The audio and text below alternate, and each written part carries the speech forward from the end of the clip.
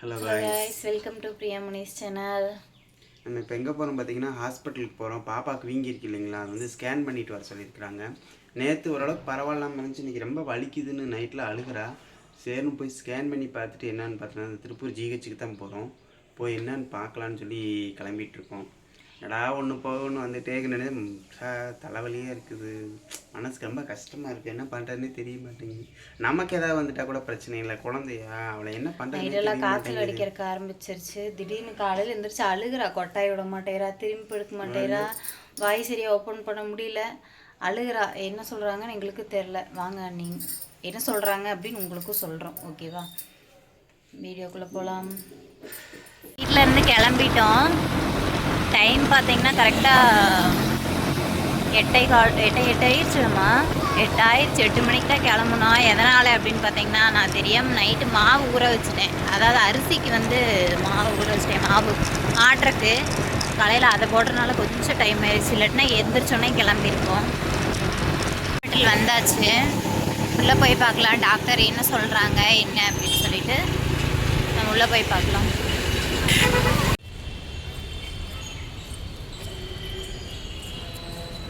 போய் சீட்டு வாங்கிட்டு வருவோம். ஃப்ரீயாக இருக்கிற மாதிரி தான் தெரியுது. பார்க்கலாம் டாக்டர் இருக்காங்களா என்ன அப்படின்னு தெரியலை.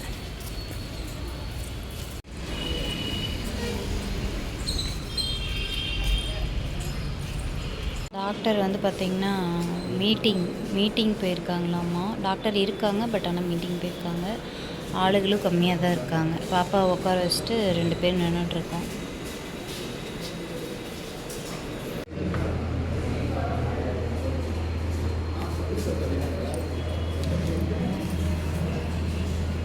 பார்த்துட்டோம். பாப்பாவுக்கு புது பில்டிங் போக சொல்லியிருக்காங்க. அது ஒன்றும் இல்லை, இன்ஃபெக்ஷன் தான், வேறு ஒன்றும் இல்லை, பயப்படாதீங்க அப்படிங்கிற மாதிரி சொல்லியிருக்காங்க. எதுக்கும் காது மூக்கு தொண்டை டாக்டர்கிட்ட போய் பாருங்கள் அப்படின்னு சொல்லியிருக்காங்க. இப்போ அங்கே தான் போயிட்டுருக்கோம். அவர் தான் சொல்லுவார் என்ன அப்படின்னு சொல்லிட்டு. இவங்க என்ன ஏதுன்னு பார்த்துட்டு எழுதிட்டாங்க. நம்ம அங்கே போனோம்னா தான் என்ன ஏதுன்னு சொல்லுவாங்க. பாப்பானால் சுத்தமாக நடக்க முடியல. எதனாலன்னு பார்த்தீங்கன்னா, அந்த பில்டிங்கு இந்த பில்டிங் வந்து மாறி மாறி நம்ம போய்கிட்டே இருந்தோம் இல்லைங்களா, அதனால் அவங்களால நடக்கவே முடியல. காலெலாம் சோர்ந்துட்டாங்க. காலையில் பாலுமே குடிக்கல. அதனால் பாப்பா ரொம்ப டயர்டாயிட்டா. ஸ்கேன் எடுக்க போயிட்டுருக்கோம். ஸ்கேனுக்கு எழுதி கொடுத்துட்டாங்க. ஸ்கேன் எடுத்துகிட்டு வாங்க அப்படின்ட்டாங்க. இவனால் நடக்கவும் முடியல. ரொம்ப நேரம் ஆச்சு நம்ம வந்து. தூக்குன்னு இருக்கா.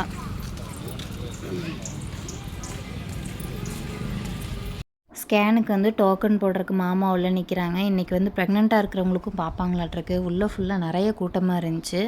அதனால் பாப்பாவை தூக்கிட்டு வந்து வெளியே சேரில் வந்து நான் உட்காந்துருந்தேன். அதுக்கப்புறம் உள்ளே வாங்க டோக்கன் மாமா கொடுத்துட்டு மாமாவை வெளியே அனுப்பிட்டாங்க. யார் பார்க்க போகிறீங்களோ அவங்க மட்டும் உள்ளே இருங்க அப்படின்னு. பாப்பாவை நானும் உள்ளே போயிட்டோம். கடைசியில் டாக்டர் செக் பண்ணுற இடத்துக்கும் வந்துட்டோம். பாப்பா தான் ஒரு மாதிரியாக இருந்தேன். ஏன்னா இதுக்கு முன்னாடி பாப்பா வந்து இந்த மாதிரி வந்தது இல்லைங்களா, அதனால் ஒரு மாதிரி ஆயிட்டாங்க பாப்பா. மாமா வந்து வெளியே உட்காந்துட்டு 2-3 தடவை ஃபோன் பண்ணிட்டாரு. என்ன பண்ணுறாங்க என்ன சொன்னாங்க அப்படிங்கிறத. உள்ளேருந்து ஃபோனும் அட்டன் பண்ணக்கூடாது, அவங்க வேறு ஃபோனை கட் பண்ணுங்க அப்படின்னு சொல்லி சொன்னாங்க. ஒரு வழியாக எடுத்துகிட்டு வெளியும் வந்தாச்சு. மாத்திரை வாங்குகிற இடத்துல நின்றுட்டுருக்கோம். பாப்பா வந்து பார்த்திங்கன்னா, பசிக்குதுப்பா, எப்போ நம்ம வீட்டுக்கு போவோம், எனக்கு ரொம்ப பசிக்குது அப்படின்னா, போகையில் வந்து டீ குடிச்சிட்டு இல்லை ஏதாவது சாப்பிட்டு போகலாம் அப்படின்னு சொல்லிட்டு நினச்சோம். ஆனால் மாமாவுக்கு வேலைக்கு டைம் ஆனால வீட்டுக்கு வந்துட்டோம். வீட்டுக்கு வந்தாச்சு. வீட்டில் இன்னும் ஒரு வேலையும் செய்யலை. மாவு ஆட்டி வச்சதோடு சரி. அது ஊற வச்சுட்டேன்னு ஆட்டினேன், இல்லாட்டின்னா அதுவும் கிடையாது. விளைக்கழுவணும், சமைக்கணும், இன்னும் ஒன்றுமே பண்ணல. பசிக்குதா சம்மி? வாமாம்மா வீடியோ முடிச்சுட்றலாம். Hi guys. பாப்பாவுக்கு ஹாஸ்பிட்டலுக்கு போயிட்டு வந்துட்டோம். போயிட்டு என்ன சொன்னாங்க டாக்டர் என்ன சொல்கிறாங்கன்னு பார்த்தீங்கன்னா, எல்லோரும் சொல்கிற மாதிரி அம்மான்னு தான் நம்மளும் நினச்சிக்கிட்டே இருந்தோம். ஆனால் அது வந்து அம்மா இல்லை அப்படிங்கிற மாதிரி டாக்டர் சொல்லிட்டாங்க. அது ஏதோ நெறிக்கட்டியாம்மா. அதுவும் இல்லாமல் அது திடீர்னு வந்து இப்படி வீங்காது உங்களுக்கு. ரொம்ப நாளாக கிட்டத்தட்ட 4-5 மாதமா ஸ்கேன் பண்ணி பார்த்தாங்க. ஸ்கேன் பண்ணப்போ பார்த்தீங்கன்னா பாப்பாவுக்கு குறைஞ்சது 4 மாதம் 5 மாதமாவது இருந்திருக்கணும். இந்த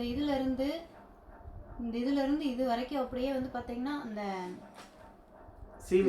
நெறி கட்டி இருக்கிறது வந்து அந்த இதில் வந்து காமிச்சாங்க. நான் சொன்னேன் இல்லைங்க சார் இப்போதான் இருக்குது. அவங்க திட்டுறாங்க, அந்த ஸ்கேன் பண்ணுறவர் அவர் திட்டுறாரு, ஏம்மா இவ்வளோ பெருசாக விட்டுருக்கிறீங்க, எப்போ பார்க்கலையா நீங்கள் அப்படின்னா, சார் இல்லைங்க நேற்று தான் காலையில், நேற்றெல்லாம் திடீர்னு வந்திருக்காது, இது வந்து எப்படியும் ஒரு 5 மாதத்துக்கு மேலே இருக்கும் அப்படின்ட்டாங்க. ஆனா எனக்கு ஒரு ஒரு நாள் மாதிரி கூட அப்படி ஆயிடுச்சு. தெரிஞ்சதே இல்லை. நானா டெய்லி பாப்பாவை ரெடி பண்ணி விடுறோம், தெரியும் நம்ம டெய்லி அவ சீவும் போது இப்படி குளிக்க குளிக்கும் வைக்கும் போதெல்லாம் போது ஒண்ணுமே சொல்ல மாட்டா, பேசாம தான் இருப்பா. ஆனா இன்னைக்கு தான் வந்து காலையில எந்திரிச்சோன்னே அழுதுட்டா. அதுதான் சரி ஜிஹெச்சுக்கு போயிடலாம் அப்படின்னு சொல்லிட்டு நம்ம போனோம். முதல்ல அந்த நம்ம வீட்டில் இருக்கும்போது ஒரு தடவை அம்மா மாதிரி வச்சுருந்தீங்களா இங்கே வீங்கிச்சுன்னு. அது ஆனால் எல்லாமே அம்மே இந்த இதுதான் இன்ஃபெக்ஷன் தான். அதே மாதிரியே குட்டி நம்ம குட்டியா ஃபேஸ்ல வந்தது தெரியுங்களா? அதுவும் வந்து பாத்தீங்கன்னா இது இருந்தனால தான் வந்து வெளிப்படையில அதை வந்து காமிச்சிருக்க ஒழிஞ்சு அம்மெல்லாம் போடல.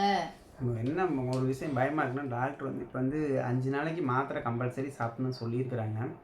சாப்பிட்டதுக்கப்புறம் மறுபடியும் அந்த 5 நாளைக்குள்ள ஒருவேளை அதிகமாக வீங்குச்சுனாவோ இல்லை வலி அதிகமாக ரோஸ் கலர் ஏற்பட்டுச்சுனாவோ லைட்டா பிங்க் கலர்ல பிங்க் கலர் மாறிச்சுன்னா மாறிச்சுனா கண்டிப்பா வந்து வந்துருங்க ஹாஸ்பிட்டல் கூட்டிகிட்டு அப்படின்ட்டாங்க. வந்துருக்காங்க. கூட்டிகிட்டு வந்து இன்ஜெக்ஷன் மூலிமா அது என்னன்னு எடுத்து பார்ப்பாங்களாமா. அதுக்கப்புறம் தான் எதாக இருந்தால் இது பண்ணுவோன்னு இருக்காங்க. ஆனால் நெறிக்கட்டி தான், பட் அது வந்து கொஞ்சம் சிவியராக இருக்குது பாப்பாவுக்குன்னு இருக்கிறாங்க. ரொம்ப எப்படி சொல்கிறது, ரொம்ப கஷ்டமாக இருக்குது. என்ன பண்ணுறதுன்னு தெரியல. பாப்பா மாத்திரையே இது வரைக்கும் சாப்பிட்டது இல்லைங்களா, ஃபர்ஸ்ட் டைம். எனக்கு என்ன ரொம்ப கஷ்டமா இருக்குன்னா, பாப்பா வந்து மருந்தே குடிக்க மாட்டா. அவ வீடியோ நான் ஒன்று எடுத்திருக்கேன், போஸ்ட் பண்றேன். மருந்தே சாப்பிட மாட்டா.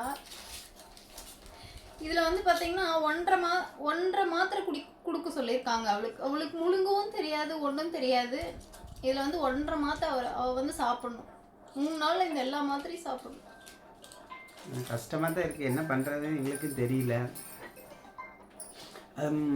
எப்படி சொல்லிட்டோம், நம்ம கவனிக்கலைன்னு அதை சொல்லவும் முடியல. ஏன்னா நம்ம கவனிச்சுட்டு தான் இருக்கிறோம். நம்ம டெய்லி நான் அந்த பாப்பாவை கிளப்பி விட்றோம், குளிக்க வைக்கிறோம் இல்லையா, நமக்கு அந்த இடத்துல வீக்கம் இருந்தாவோ பிள்ளைய நம்ம தொடும்போது அந்த வலி இருந்திருந்தா அவள் சொல்லியிருப்பா. அவள் நேற்று தானே அந்த இடம் வலிக்குதுன்னு நம்மகிட்ட சொன்னா. திடீர்னு இன்னைக்கு ரொம்ப வலிக்குன்னு சொல்லவும் தான் சரி நம்ம அங்கே இந்த டைரெக்டாக இங்கே ஜிஹெச்சுக்கு போயிட்டோம். பிள்ளை பார்க்கலையா நீ, பிள்ளை பார்க்கலையா நீ எப்படின்னு திட்டும் போது எனக்கு கஷ்டமா இருக்கு. நான் அப்படி பார்க்காமலாம் இல்லை, நான் குளிக்க அவளுக்கு வைக்கும் போது சின்னதாக இருந்தாலும் நாங்கள் மேக்ஸிமம் அவளை கேர் பண்ணிக்கோ. அவளால் லைட்டாக முடியலன்னு சொன்னால் கூட பரவாயில்ல தங்க, நீ வீட்டில் இருந்துக்கோ, உனக்கு என்ன அது அவளை பண்ணப்பா. கட்டாயெல்லாம் நான் படுத்தவே மாட்டேன். உண்மையாலுமே எந்த விஷயத்துலையுமே கட்டாயப்படுத்த மாட்டேன். அவங்க அத்தனை தடவை கேட்குறாங்க, ஏன் பிள்ளை பார்க்க மாட்டேயா அப்படின்னு. கஷ்டமா இருக்கு.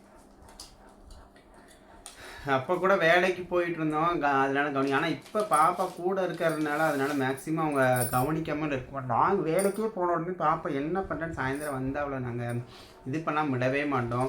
அவளுக்கு எந்த அளவுக்கு ஸ்கூலுக்கு போயிட்டு வந்தால் அவளுக்கு எப்படி சுத்தமாக இருக்கணும் எல்லாமே நாங்கள் சொல்லி தான் கொடுத்து, அதே நாங்கள் ப்ராப்பராக டெய்லி அதை பண்ணுவோம் கூட. சுடுதண்ணியில் தான் அவளுக்கு எல்லாமே இன்ஃபெக்ட் டெட்டாயில் ஊற்றி க்ளீன் பண்ணுறது எல்லாமே அதை தான் ப்ராப்பராக அவளுக்கே பழக்கம் பண்ணி வச்சுருக்கோம். நம்ம அப்படின்னா அவள் பிறந்ததுலேருந்து இப்போ வரைக்கும் அவளோட அந்த அவளுக்கு என்ன நான் கேர் பண்ணுமோ அதை பண்ணிகிட்டே தான் இருந்தேன். நான் ஒழிஞ்சு பண்ணாமலாம் இருந்ததே கிடையாது. என்னதான் நான் வீடியோ போட்டாலும் என்னதான் இருக்கணும், அவளோட விஷயத்தில் இவரையே நான் திட்டுவேன். இந்த கடையில் எதுவும் வாங்கி கொடுத்தா நான் வந்து திட்டுவேன். மேக்ஸிமம் வீட்டில் என்னால் என்ன முடியுமோ அதை தான் நான் செஞ்சு கொடுப்பேன். கடைப்பொருள் எதுவும் அவ்வளோ சீக்கிரம் வாங்கி தரமாட்டேன். எனக்கு என்ன கஷ்டம்னா பெரிய அளவுக்கு போகக்கூடாது. அந்த நர்ஸ் என்ன சொன்னாங்கன்னா இது சரியாகல அப்படின்னா ஒரு வேளை கேன்சர் கட்டி அந்த மாதிரி பேசுனாங்க. அது எனக்கு ரொம்ப கஷ்டமா இருக்கு. அப்படியே சொன்னாங்க. அவங்க தான் போய் பார்த்துட்டு இருந்தாங்க. நான் பாப்பா வச்சுட்டு வெளியில் இருந்துட்டேன். அவங்க தான் போய்க்கிறது. அதெல்லாம் ஒன்றும் வராது, கவலைப்பட அப்படின்னு கொஞ்சம் பயம் ஆயிடுச்சு. என்ன பண்ணுறதுன்னு எங்களுக்கு தெரியல. ஒன்றும் நடக்காது, நாங்களும் சாமி வேண்டோம். பட் டாக்டர்லாம் நல்லாவே எப்படி சொல் நல்லா பார்த்தாங்க. காலையில் சூப்பராக பார்த்தாங்க. எல்லா பக்கமும் என்னென்ன இதுன்னு கரெக்டாக அந்த டாக்டர் நிதானம் எல்லாமே சொல்லி ஒவ்வொரு பக்கம் பார்த்து ஒவ்வொரு பக்கம் திருப்பி நான் கரெக்டாக போய் இந்த மாத்திரை கொடுத்துருக்காங்க, லைட்டாக ரெட்டானா வந்து வர சொல்லிட்டாங்க அப்படின்னா அவர் பார்த்தாரு. பெரிய டாக்டர் பார்த்துட்டு ஒன்று கவலைப்படாதீங்க, ஒன்றும் ஆகாது, 3 நாள் கழிச்சுட்டு வந்து பாருங்க அப்படின்னாங்க. சரி அப்படின்னு சொல்லிட்டு என்னால் நிஜமாக வீடியோவில் பேச முடியல. ரொம்ப மனசு கஷ்டமாக இருக்குது. எனக்கு ஏதாவது ஒன்றா சத்தியமாக நான் வந்து பரவாயில்ல அப்படின்னு. இவருக்குனால பரவாயில்ல, அந்த குழந்தை இத்தனை மாத்திரை எப்படி முழுங்குவா? அப்படி என்ன பண்ண, மாத்திரை கொடுத்தாகணும். கஷ்டமாக, ரொம்ப கஷ்டமாக இருக்குது. அவள் இப்போ சோர்ந்தெல்லாம் போல நல்லா இருக்கிறா. பட் இருந்தாலும் அந்த வலி வந்து எங்களுக்கு கஷ்டமாக இருக்குது. அவள் இது திடீர்னு எப்படி இப்படி வந்துச்சுன்னு எங்களுக்கே அது தெரியவும் இல்லை. என்ன பண்ணுறதுன்னு இல்லை. ஹாஸ்பிட்டல் போயிருந்தோம், டாக்டர்லாம் ஸ்கேன் பண்ணி எல்லா ரிப்போர்ட்டும் கொடுத்துட்டாங்க. ஒரு 5 நாளைக்கு மாத்திரை, திங்கக்கிழமை வரைக்கும் மாத்திரையை சாப்பிடுங்க. அதுக்குள்ளே உங்களுக்கு வீங்குச்சுன்னா கண்டிப்பாக நீங்கள் ஹாஸ்பிட்டல் வீங்குச்சுனாவோ இல்லை வலி அதிகமாக உடனே வந்துருங்க, வீட்டில் வச்சு பார்க்காதீங்க, இத்தனை நாள் நீங்கள் விட்டு இருந்ததே தப்பு அப்படிங்கிற மாதிரி சொன்னாங்க. நான் அப்பவும் சொன்னேன் நிறைய டைம், நேத்து தாங்க வீங்குச்சு, நிஜமா நேத்து தான் வீங்குச்சு. அதுக்கு முன்னாடி எல்லாம் வீங்கலை, இப்படி எல்லாம் வந்ததே இல்லை பாப்பாக்கு. அப்படியெல்லாம் கிடையாதுமா, இருந்தது நீ பார்க்கல அப்படின்ட்டாங்க, ஒரே பேச்சுல சொல்லிட்டாங்க. ஆனா அவளுக்கு நேத்து தான் வீங்குச்சு, அதுக்கு முன்னாடி வீங்கினதெல்லாம் இல்லை.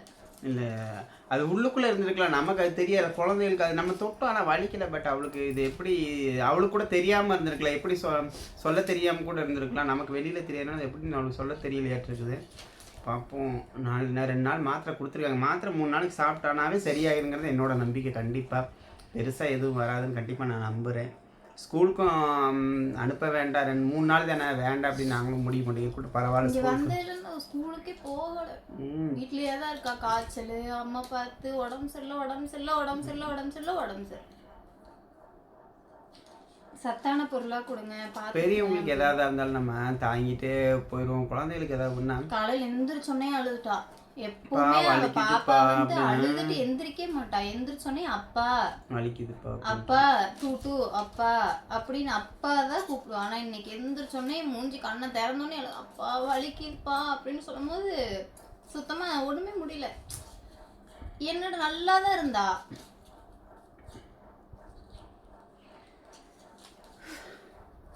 சரிங்க பாப்பா 3 நாள் மருந்து கொடுப்போம், எப்படி இருக்கு என்னன்னு பார்ப்போம். பார்த்துட்டு அதுக்கப்புறம் எதாக இருந்தாலும் டாக்டர் சொல்கிறேன். வீக்கம் வத்திருச்சுன்னா எந்த ப்ராப்ளமும் இல்லைங்க, மாத்திரையை கன்டினியூ பண்ணிக்கலாம். அப்படி இல்லைன்னா அதுக்கு தகுந்த மாதிரி ஏதாவது ஒன்று பண்ணிக்கலான்ட்டு இருக்கிறாங்க. பயப்பட வேண்டியது ஒன்றும் இல்லை அப்படிங்கிற மாதிரி தான் அவங்க சொன்னாங்க. நர்ஸ் அவங்க வந்து கொஞ்சம் வீக் அதிகமாக இருக்கிறத பார்த்துட்டு பயப்படுறாங்க. நர்ஸ் வந்து எதனால நான் எனக்கு ரொம்ப கஷ்டமாக இருக்குன்னா, டாக்டர் ஒரு பக்கம் சொன்னது ஒரு பக்கம் இருந்தாலும் நர்ஸ் வந்து பெரிய நர்ஸ் பக்கத்தில் நிற்கிறாங்க. அந்த இன்னொரு நர்ஸ் இருந்துட்டு பாப்பாவுக்கு ரொம்ப வீங்கி இருக்குங்க, இவங்க பாப்பாவுக்கு இந்த மாத்திரை வந்து அவங்க தரமாட்டேன்ட்டாங்க. நீங்கள் டாக்டர்கிட்ட சீல் வச்சு வாங்கிட்டு வாங்க. 1.5 மாத்திரை எழுதியிருக்காங்க, எவ்வளோ வயசாகுது. அப்போ எனக்கு என்ன தோணுச்சுன்னா, இதில் 1.5 மாத்திரை எழுதியிருக்காங்க, எவ்வளோ வயசாகுது அப்படின்னா அப்போ அது எவ்வளோ பெருசாக இருக்கும் அப்படிங்கிறத என் மைண்டில் இருந்துச்சு. அப்போ அவங்க சீல் வைக்க போனேன். அந்த நர்ஸ் வந்து அவங்ககிட்ட சொல்கிறாங்க, இவங்க பாப்பாவுக்கு ரொம்ப பெருசாக இருந்துச்சு. அந்த நர்ஸ் கேட்குறாங்க, ஏமா பிள்ளை பார்க்க என்னமா பண்ணிட்டு இருந்தேன், சின்னதாக இருக்கும் போதே கூட்டிகிட்டு வரணும்ல, நாளைக்கு ஏதாவது இன்னும் குழந்தைக்கு தானே பாவம் அப்படின்னு. இல்லைங்க நர்ஸ், இதுக்கு முன்னாடி வந்ததே இல்லை, இப்போ தான் வந்தது. சரி பாருங்க, பார்த்துட்டு என்னன்னாலும் டக்குன்னு வந்துருங்க, உடனே வந்துருங்க அப்படின்னாங்க. இப்போ பயப்படுற மாதிரி நான் இங்கே கேட்குறேன், எனக்கு பதில் சொல்ல. அவங்க 2 பேர் பேசிகிட்டு இருக்காங்க. அப்போ தான் அந்த சிஸ்டர் வந்து சொல்கிறாங்க, வந்தாங்கன்னா தான் பார்க்க முடியும், சரியாயிருச்சுன்னா சரி அவ்வளோதான், இல்லை அப்படின்னா டெஸ்ட் பண்ணுவாங்க அதை அப்படின்னு சொல்லி அந்த இது சொல்லி சொன்னாங்க. என்ன நடக்குன்னு பார்ப்போம். இந்த கடவுள் உண்மையாலுமே சொல்றான், நாங்களும் எவ்வளவோ வந்து முயற்சி பண்ணுறோம், ஒவ்வொரு இதுலேயும் தாண்டி வெளியே வந்து நம்ம ஸ்டெடி ஆகிட்டோம், நம்ம நல்லா ஆகிட்டோம் அப்படின்னு நாங்களாம் நம்பும் போது எங்களுக்கு ஏதாவது ஒரு நடந்துருது. சரி பரவாயில்ல, இப்போ இனிமேல் போனதெல்லாம் போச்சு, இனிமேல் நல்லா காணிச்சு. அடுத்தடுத்து ஏதாவது ஒரு பிரச்சனை, ஏதாவது ஒரு ரூபத்தில், ஏதாவது ஒரு உடல் ரீதியாகவும் மன ரீதியாக ஏதோ ஒரு கலவரம் வந்துகிட்டே இருக்குது. போனதெல்லாம் போகட்டும், பரவாயில்ல, நம்ம இருக்கிறத வச்சு நம்ம வாழ்ந்துக்கலாம் அப்படின்னு நினச்சா இருக்கிறதும் போய் உடம்புல இருக்கிறது நாங்களும் போயிட மாட்டோம், இருக்க மாட்டோம். நமக்கு எதாவது பிரச்சனை, குழந்தைக்கு என்னன்னா கொஞ்சம் பயமாக இருக்குது, ரொம்ப பயமாக இருக்குது. ஒன்றும் ஆகாது அவளுக்கு, அது எனக்கு நம்பிக்கை இருக்கு. என் பிள்ளைக்கு ஒன்றா மாத்திரையிலே சரியாயிருங்க நம்பிக்கை எனக்கு இருக்குது. கண்டிப்பாக ரெடி ஆயிடுவா. அவள் தான் கொஞ்சம் ரொம்ப வீக்காக இருக்கிறான். அவளுக்கு பாப்பாவுக்கு பின்னு சொன்னதுமே ரொம்ப பயந்துட்டு அங்கேயே அழுதுட்டான். எந்த விஷயத்துலையுமே நான் எனக்கு யாராக இருந்தாலும் நான் விட்டுருவேன், போயிட்டு பரவாயில்ல அப்படின்னு. பாப்பா விஷயத்துலாம் எனக்கு ஒன்றும் ஆக சரியாக ஃபீல் பண்ண முடியும், சரியாக போயிடும். சரிங்க, வீடியோ இதோட முடிச்சுக்கலாம். பாருங்கள், கண்டிப்பாக நம்ம அடுத்து என்னங்கிறத கண்டிப்பாக நாங்கள் சொல்கிறோம், ஓகேங்களா? ஓகே கைஸ், பாய். நம்ம வீடியோ கரா புதுசாக அந்த வீடியோக்குள்ளே போய் பாருங்கள். வீடியோ பிடிச்சிருந்தால் லைக் பண்ணுங்கள், ஷேர் பண்ணுங்கள், கமெண்ட் மறக்காமல் நீங்கள் சப்ஸ்கிரைப் பண்ணிக்கோங்க. எங்களை அவங்க சப்போர்ட் எப்போயுமே எங்களுக்கு தேவைன்னு நாங்கள் நினைக்கிறோம். கைஸ், தேங்க்யூ, பாய்.